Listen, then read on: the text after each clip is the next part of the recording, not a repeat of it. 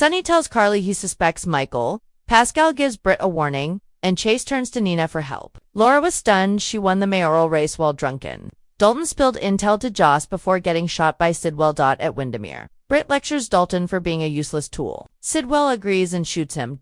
Britt is shocked. He shrugs, saying he just took her advice and cut him loose. She's shocked he would do this. He points out she must have known she sealed his fate when she ratted him out. She's shocked again when he calls Pascal in and explains he's still working for him. He asks Pascal to escort Britt home. Britt refuses, but Sidwell insists. He adds that Dalton may be dead, but he still has some use. They just hope that Dalton will be exposed and this will go away. Laura says prison would be too good for him. Get updates on the latest posts and more from soapsspoilers.com straight to your inbox. We use your personal data for interest-based advertising. As outlined in our privacy notice, Pascal drives Britt home and lectures her for not being a team player. This is her second chance and she won't get a third. She insists that she is committed to keeping her mouth shut. Pascal reminds her they will be watching her and advises her not to confide in anyone. Lulu shows up at her mom's office to congratulate her on winning. They talk about the new plan to save Rocco. Boyle storms in to declare he's not going down without a fight. She says he lost and should be gracious about it.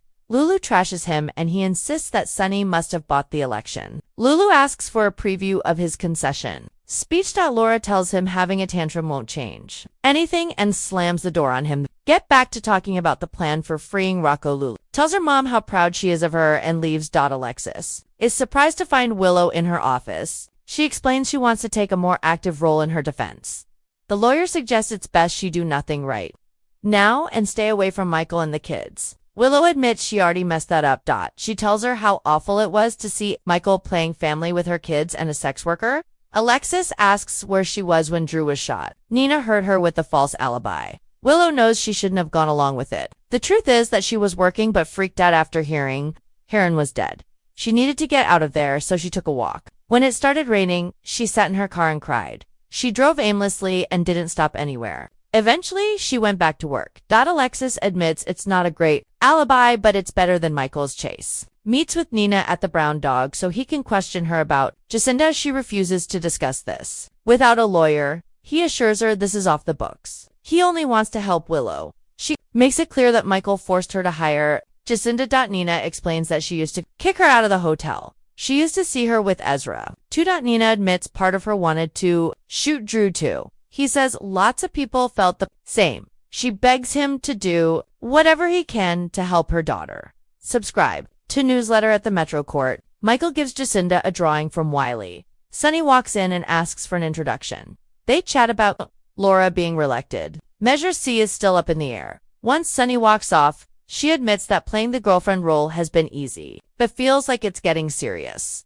Ezra wanders over and asks why she hasn't been returning his calls. He offers to triple what Michael is paying her. Michael orders him to walk away. Jacinda informs Boyle she's found a new line of work. He tells her not to delete his number because Michael will drop her as fast as he picked her up. Once Boyle is gone, Jacinda reminds Michael that he can't make a public display in the middle of his legal woes. He gets a text. Oh my God. He says, Carly runs into Lucas in the elevator. He's chilly with her and threatens to cut her out of his life if she can't get on board with Marco.